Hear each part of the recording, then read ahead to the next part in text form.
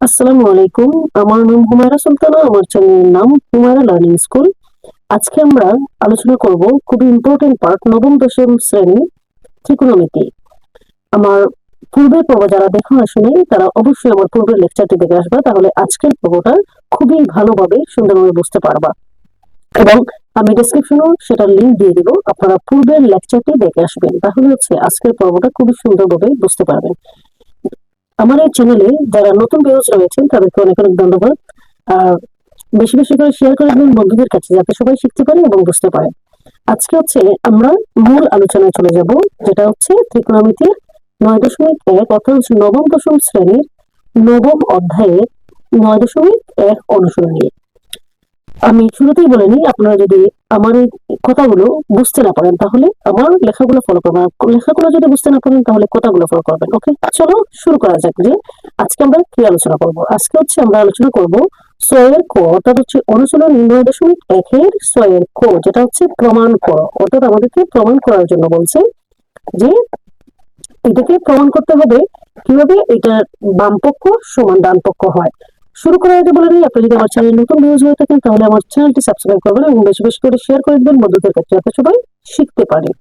ওকে, চলো তাহলে প্রথমে আমাদের সমানের বামে যেটা থাকে সেটা বাম পক্ষ, আর ডানে যেটা থাকে ডান পক্ষ। তাহলে আমরা লিখতে পারি left hand side. Left hand side মানে বাম পক্ষ। এখন দেখো, সমানের বামে কি রয়েছে, 1/sec² প্লাস 1/cosec²। এটা তোমরা বই থেকে তুলে নিবা। ওকে, আমার সাথে সাথে যারা লিখবা তারা অবশ্যই পারবা। ওকে, দেখো এখন আমার প্রথম পর্বে বলেছি 1/sec² মানে cos² থিটা প্লাস 1/cosec² মানে sin²। তো আমরা প্রথম পর্বের সূত্রটা ছিল cosec² বা sin², অর্থাৎ sin² plus cos² equal to 1, যেটা রাইট হ্যান্ড সাইড। চলো এটা আমরা প্রথম পর্বের সূত্রগুলো বলে দিয়েছি। এখন আমরা জাস্ট আজকে ম্যাথে চলে যাব। যারা বুঝতেছো না তোমরা পূর্বের পর্ব দেখে আসো। ওকে, এখন আমরা কি বলছি, খ লেফট হ্যান্ড সাইড প্রশ্ন, অর্থাৎ কি ছিল 1/cos² মাইনাস 1/cos²। ওকে, দেখো এখন আমাদের আগের মতো পূর্বের পর্বে বলেছি সূত্র 1/cos² মানে cosec², 1/cos² মানে sec² মাইনাস 1/cot² মানে tan²। এটাও কিন্তু সরাসরি সূত্র, যেটা cosec² minus tan² is equal to 1, যেটা আমাদের পূর্বের পর্বে বলা আছে লম্বালম্বী সূত্রের ক্ষেত্রে। ওকে, দেখো এখন গ নাম্বার প্রশ্ন। সেম একই প্রসেস, যে left hand side 1/sin² minus 1/tan²। যারা আমার লেখাগুলো বুঝতেছো না, তোমরা ভিডিওটি বড় করে দেখবা এবং কথাগুলো ফলো করো। একই প্রসেস 1/tan² এর সূত্রটা কি, cot² থিটা, সরি 1/sin² এ মানে cosec² থিটা মাইনাস 1/tan মানে কি cot²। অর্থাৎ এইটাও কিন্তু সরাসরি সূত্র, যে cosec² theta minus cot² theta মানে 1, রাইট হ্যান্ড সাইড। তো আশা করি এটা বুঝতে পেরেছো। আমরা আরো ডিটেইলস আলোচনা করব পরবর্তী ম্যাথগুলো, এগুলো একদম সহজ এমসিকিউর জন্য। দেখো এখন আমরা পরবর্তী ম্যাথটা চলে যাব। এগুলো একদম সহজ, যে প্রমাণ করো। এখন দেখো যে সাথের ক কি বলছে, সেই একই যে প্রমাণ করার জন্য বলছে। চলো দেখো যে প্রশ্নটা কি, তোমরা বই থেকে তুলে নিবা। আমি জাস্ট লেফট হ্যান্ড সাইড। দেখো এখানে সাইনে বাই কোসেকে প্লাস কোজে বাই সেকে। এই টাইপের মেথের ক্ষেত্রে আমাদের কি করতে হবে, অর্থাৎ সাইনে কোজে সবাইকে রূপান্তর করতে হবে, অর্থাৎ সবগুলো অনুপাতকে সাইন আর কোজে রূপান্তর করতে হবে। ওকে, এর সূত্রের মাধ্যমে, যেটা আমাদের সূত্রের মাধ্যমে প্রকাশ করতে হবে। যেমন আমি যদি বলি যে আমরা এই জায়গা থেকে ওই জায়গায় যাব, অর্থাৎ শুরু থেকে যে কোনো একটা গন্তব্যে যাব, অর্থাৎ আমাদের শুরু পয়েন্ট একটা কি থাকে, স্থির থাকে। স্থির মানে এই জায়গা থেকে আমি ওই জায়গায় যাব, তার মানে কি আমার একটা গন্তব্য থাকবে, যেটা স্থির জায়গা থেকে, একটা স্থির জায়গা থাকবে, শুরুর পয়েন্ট একটা থাকবে, যেটা থেকে আমি গন্তব্যে যাব। অর্থাৎ আমি এই মেথডটার ক্ষেত্রে এটা বলছি যে একই প্রসেসে আমরা সাইন আর কোসকে জায়গায় রেখে দেব, বাকিগুলো অনুপাত যেগুলো আছে সেগুলোকে সূত্রের মাধ্যমে সাইনে আর কোজে রূপান্তর করব। চলো দেখি এখন এইগুলো কিভাবে আমরা সূত্রের মাধ্যমে প্রকাশ করতে পারি।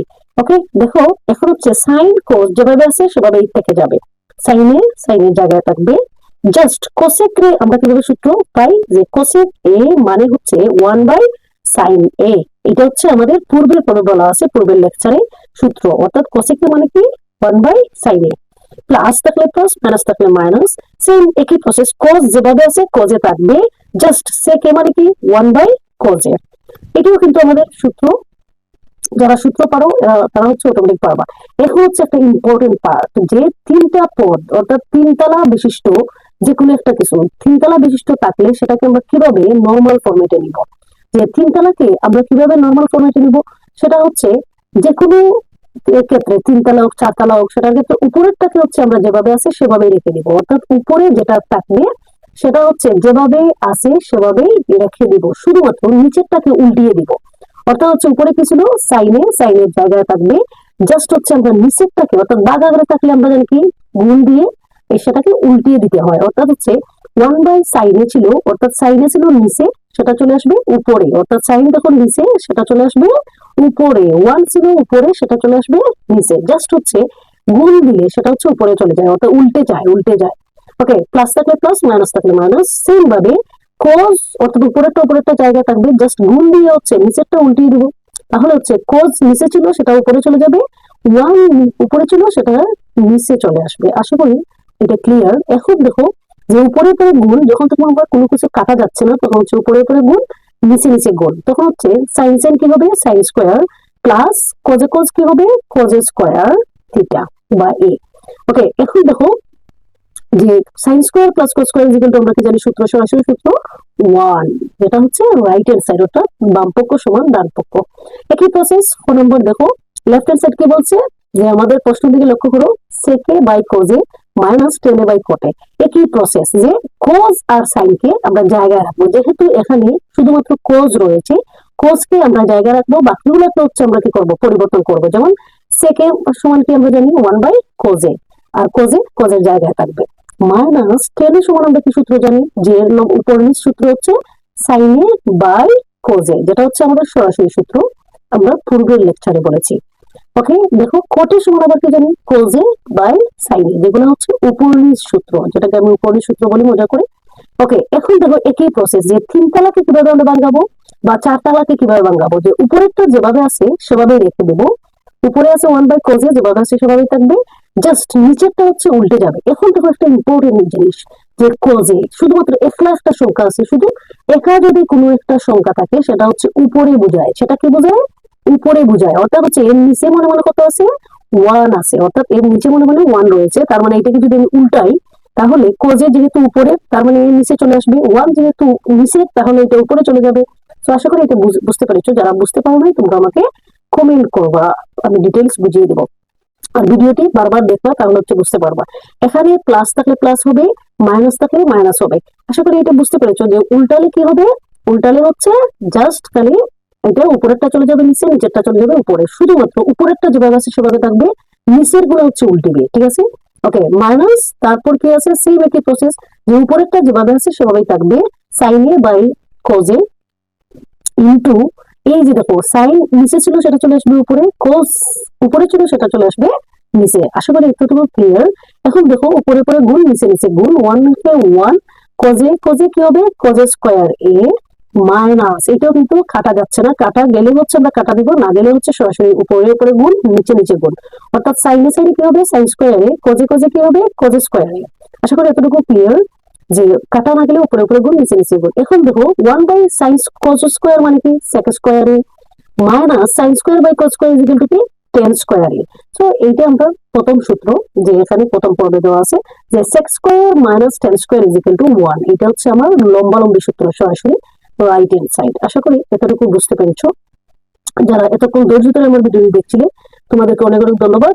এখন দেখো আমরা পরবর্তী ইয়েটা করব, যে কিভাবে এটা আমরা সলভ করতে পারি, ঠিক আছে। এখন দেখো পরবর্তী নেক্সট ইয়েটা দেখো 7 গো, তোমরা বই থেকে লিখে নাও, আমার সাথে সাথে লিখলে অবশ্যই উপকৃত হবে এবং বুঝতে পারবে। প্রশ্নটা কি, লেফট হ্যান্ড সাইড বাম পক্ষ হচ্ছে 1/1 plus sine square plus 1/1 plus cosec square, একই প্রসেস, অর্থাৎ হচ্ছে সাইন আর কোস কে আমরা জায়গায় রেখে দিব, যেভাবে আছে সেভাবেই থাকবে, শুধুমাত্র কোসেক অর্থাৎ হচ্ছে সাইন আর কোস ছাড়া যেটা রয়েছে সেটাকে শুধুমাত্র আমরা পরিবর্তন করব। অর্থাৎ হচ্ছে দেখো এখানে শুধুমাত্র সাইন যেভাবে আছে সেভাবেই থাকবে, বাকি যেগুলো আছে সেভাবেই থাকবে, শুধুমাত্র সাইন এবং কোস ছাড়া, বাকি যেগুলো আছে সেগুলোকে আমরা পরিবর্তন করব। তার মানে এখানে যেভাবে আছে 1/1 প্লাস সাইন স্কোয়ার যেভাবে আছে সেভাবেই রেখে দিব, প্লাস 1/, এই যে আমরা শুধুমাত্র কোসেক রে হচ্ছে আমরা পরিবর্তন করব, ঠিক আছে। সো এখন দেখো 1/1 প্লাস, অর্থাৎ আমরা কি জানি কোসেক স্কোয়ার মানে কি 1/সাইন স্কোয়ার, অর্থাৎ দেখো আমরা আলটিমেটলি সাইন কোজে রূপান্তর করে নিলাম। ওকে দেখো এখন হচ্ছে এই পদ যেভাবে আছে সেভাবেই রেখে দেবো 1 প্লাস সাইন স্কোয়ার প্লাস, এখানে হচ্ছে একটা ইম্পর্টেন্ট পার্ট, সেটা হচ্ছে লসাগু নিতে হবে। সো এইটা আশা করি তোমরা ক্লিয়ার যে আমরা কিভাবে লসাগু নিব। লসাগু যারা পারো না আমাকে কমেন্ট করবা, আমি আলাদা লসাগু এর ভিডিও গুলো নিব, ক্লাসগুলো নিব।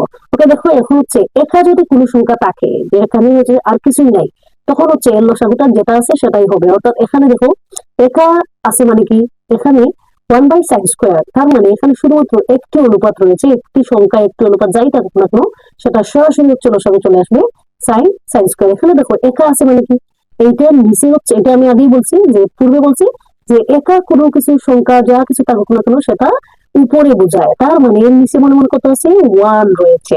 তো এখন হচ্ছে আমরা কি করবো, লসাগু কার নেই, হরের লসাগু। এখন হচ্ছে হরের লসাগুটা কি হবে তাহলে, সাইন স্কোয়ার রেখে সাইন স্কোয়ার।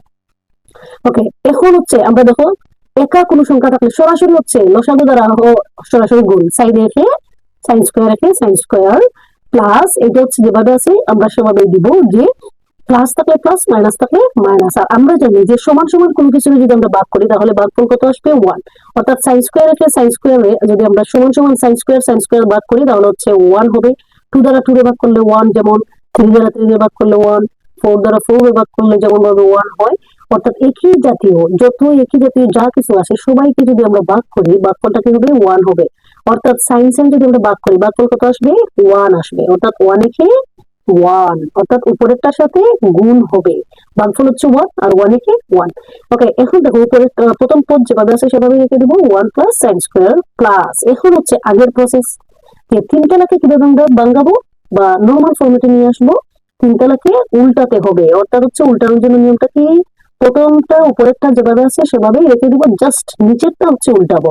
1 ইন্টু নিচে আছে সাইন স্কোয়ার, এটা চলে যাবে উপরে যেহেতু নিচে আছে, সাইন স্কোয়ার নিচে এটা উপরে চলে যাবে, আর সাইন স্কোয়ার প্লাস 1 এইটা ছিল উপরে, এটা চলে যাবে নিচে। আশা করি এই যে বিষয়টা এটা আপনারা ভালোভাবে বুঝতে পেরেছেন, যদিও না বুঝেন আমাকে কমেন্ট করবেন। ওকে প্রথম পদ যেভাবে আছে সেভাবে রেখে দিব প্লাস, এখন দেখো আমরা কিভাবে করব, যে উপরে উপরে গুণ নিচে নিচে গুণ, সাইন স্কোয়ার রেখে সাইন স্কোয়ার, আর নিচে হচ্ছে এখন আমরা ওইটার মতো বানাতে হবে, অর্থাৎ আমরা লসাগু নেওয়ার ক্ষেত্রে এইটার মতো বানাইতে হবে। তো প্লাস থাকলে হচ্ছে এইটাকে পরিবর্তন করা যায়, কোনো সমস্যা নেই, যে 1 প্লাস সাইন স্কোয়ার লেখা যাবে। সো প্রথম পদের মতো আমাদের 1 প্লাস সাইন স্কোয়ার এখানেও লিখতে হবে 1 প্লাস সাইন স্কোয়ার, অর্থাৎ সাইন স্কোয়ার প্লাস 1টাকে জাস্ট আমরা ওইটার মতো বানালাম, যে লসাগু নেওয়ার সুবিধার্থে একই যাতে করলাম, যাতে আমরা সহজে লসাগুটা নিতে পারি। আশা করি এতটুকু বুঝতে পেরেছো যে sine square plus 1 plus sine square একই কথা, যেহেতু এটা প্লাস রয়েছে কোনো পরিবর্তন হয় না, মাইনাস হলে তখন যে পরিবর্তন হয় এটা আমরা পরবর্তীতে প্রয়োজনে বলে দিব। ওকে দেখো এখন আমরা কি করতে পারি, দুইটা, এখন হচ্ছে একই জাতীয় কোনো সংখ্যা যদি থাকে তখন হচ্ছে লসাগু একটাই হবে, অর্থাৎ দুইটা থেকে একটি কমন নিতে হয়। একই জাতীয় যে কোনো কিছু যদি থাকে তখন হচ্ছে আমাদের যে কোনো একটা হচ্ছে কমন নিতে হয়, যেমন 1 প্লাস সাইন স্কোয়ার দুইটা থেকে যে কোনো একটা হচ্ছে আমরা কমন নিব। ওকে এখন দেখো আমরা কি করব, যে লসাগু দ্বারা হরের ভাগ, অর্থাৎ হচ্ছে লসাগু আমরা একটু আগে বলেছি যে একই জাতীয় কোনো কিছু যদি আমরা ভাগ করি ভাগফল হবে 1, তো 1 উপরেরটা যেভাবে আছে সেভাবেই রেখে দেবো, যে 1 ইন্টু তখন হচ্ছে 1, অর্থাৎ হচ্ছে ভাগফল কত আসবে 1 আসবে, অর্থাৎ একই জাতীয় কোনো কিছু যদি আমরা ভাগ করি ভাগফল কি হবে 1 হবে। ওকে তো এখন হচ্ছে জাস্ট আমরা একই জাতীয়, এটা আমরা আগেই বলেছি, এখন দেখো আবার বলছি যে একই জাতীয় কোনো কিছু যদি আমরা ভাগ করি ভাগফল হচ্ছে 1 হবে। তো পরবর্তীতে হচ্ছে দেখো এখানে 1 কে 1, অর্থাৎ হচ্ছে 1টাকে আমরা সরাসরি বসিয়ে দিব, তারপর হচ্ছে এখানে প্লাস থাকলে প্লাস মাইনাস থাকলে মাইনাস। ওকে সেম একই জাতীয় কোনো কিছু যদি আমরা ভাগ করি ভাগফল কত আসবে 1 আসবে। তো উপরেরটা আগে যেভাবে আছে সেভাবে রেখে দিব, সাইন স্কোয়ার ইন্টু ভাগ করলে কত আসবে 1 আসবে। সো 1 আমরা দিয়ে দিলাম, অর্থাৎ হচ্ছে একই জাতীয় কোনো কিছু যদি আমরা ভাগ করি তাহলে হচ্ছে ভাগফল হবে কত 1 হবে। এখন দেখো 1 একে 1 সাইন স্কোয়ার একে সাইন স্কোয়ার, আর নিচে যা আছে তাই লিখে দিলাম যে 1 প্লাস সাইন স্কোয়ার। তো একটু আগে আমরা বলছি যে একই জাতীয় কোনো কিছু যদি আমরা ভাগ করি ভাগফল কত আসবে 1 আসবে, অর্থাৎ একই জাতীয় কোনো কিছুর ভাগ মানে কি কাটাকাটি, সো এই যে কাটা দিলাম তখন হচ্ছে ভাগফল কত আসবে 1 আসবে। আশা করি এতটুকু বুঝতে পেরেছো। যারা এতক্ষণ ধৈর্য ধরে আমার ভিডিও দেখছিল, তোমাদেরকে অনেক অনেক ধন্যবাদ। দেখা হবে পরবর্তী ভিডিওতে। তার আগ পর্যন্ত ভালো থাকো, সুস্থ থাকো।